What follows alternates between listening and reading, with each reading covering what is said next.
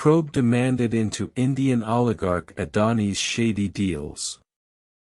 The functioning of both houses, Lok Sabha and Rajya Sabha, of Indian Parliament was suspended today, February 2, as opposition parties demanded a probe into the alleged stock market scam by oligarch Gautam Adani.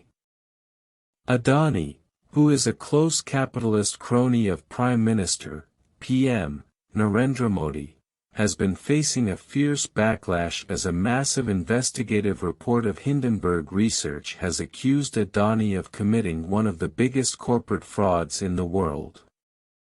In the report released on January 24, Hindenburg has said that the Adani Group has engaged in a brazen stock manipulation and accounting fraud scheme over the course of decades. Although the Adani Group issued a vague rebuttal on January 26 to the Hindenburg report, the troubles of Adani and his companies have been mounting as investors and observers have little confidence in what Adani says.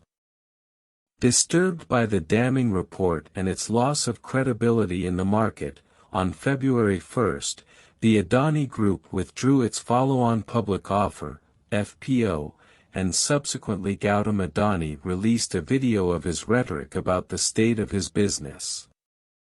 The opposition parties allege that Adani and Modi play hand in glove with each other in many central public sector undertakings including Life Insurance Corporation, LIC, of India, public sector banks, and financial institutions are being forced by the Modi regime to invest in loss-making Adani businesses.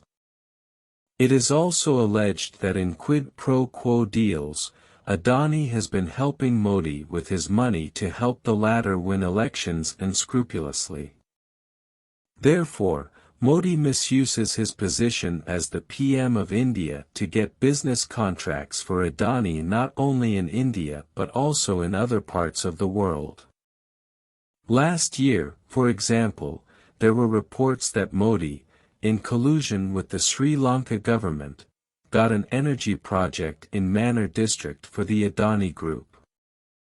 According to an NDTV report, the citizens held a protest in Sri Lanka's biggest city Colombo against the alleged favoring of the Adani Group. The locals complained that the Adani Group got the project as part of a dubious deal between Modi and Sri Lankan President Gotabaya Rajapaksa. It is alleged that the Sri Lanka Parliament passed an amendment to the Electricity Act to facilitate the Adani deal without any bidding in the 500 megawatt solar and wind energy project worth about 5,000 rupees crore. In fact, Modi is known for his collusion with the big corporates who splurge huge money on false publicity to help Modi hoodwink the voters and win elections fraudulently. In the murky Rafale fighter aircraft deal with Dassault Aviation of France, Modi helped another corporate friend Anil Ambani with the Rafale business contract, although Ambani had no experience in this domain.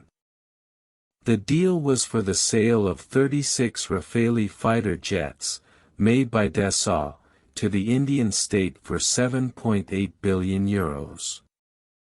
To put this sum into context, it is the equivalent of the annual gross domestic product, GDP, of a country such as Benin in West Africa.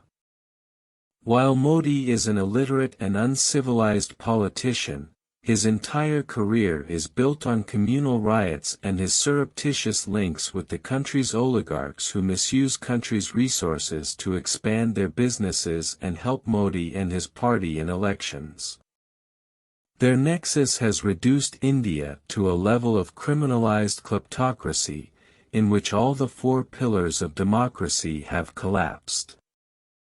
The courts in India have lost their relevance, bureaucrats are extremely corrupt, while the police and security forces operate as gangs of criminals.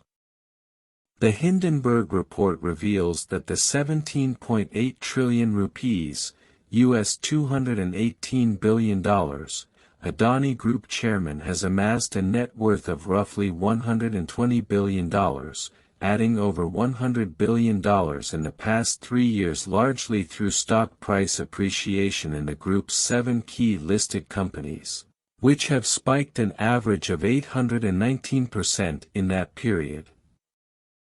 The report also says that key listed Adani companies have taken on substantial debt, including pledging shares of their inflated stock for loans, putting the entire group on precarious financial footing.